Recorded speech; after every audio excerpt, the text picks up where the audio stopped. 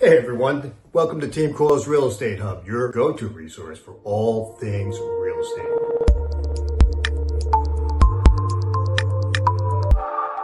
And today I'm going to answer the question, is now a good time to sell your home? It's a question I get a lot, and I'd like to give you my thoughts, some guidelines on how to best answer that question for yourself and your family. So the first thing I'll say to you is, number one, don't try and time the market because you will fail.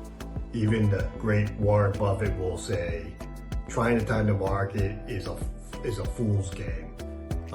You don't want to be that person that is going to react to headlines, emotion, fear, greed. Look at the facts.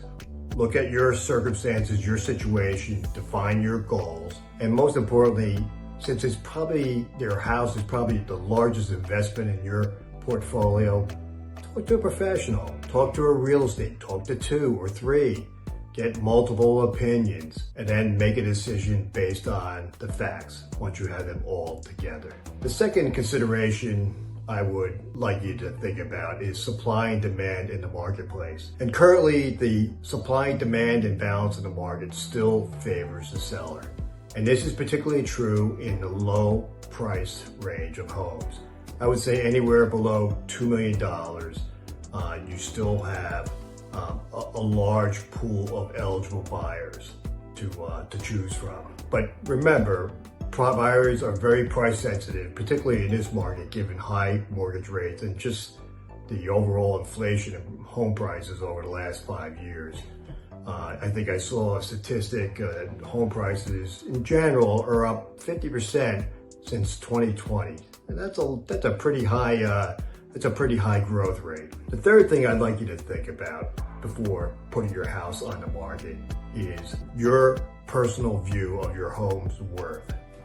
Now, if you're one of those people that has what I would call a very rich view of your home's value, I would suggest that you take a second and pause, and I would go out and immediately talk to a real estate agent and try and get a third-party opinion, an independent, unbiased opinion of what your home is worth, instead of what you might want based on your attachment to the house, your emotional attachment to the house. Because if you price your house too high, you overprice your house, you run the risk of 1, not getting acceptable offers or any offers, and 2, your house sitting on the market for a long period of time. And you don't want that, because in this market, when people see your house is not being sold or getting offers, they smell blood.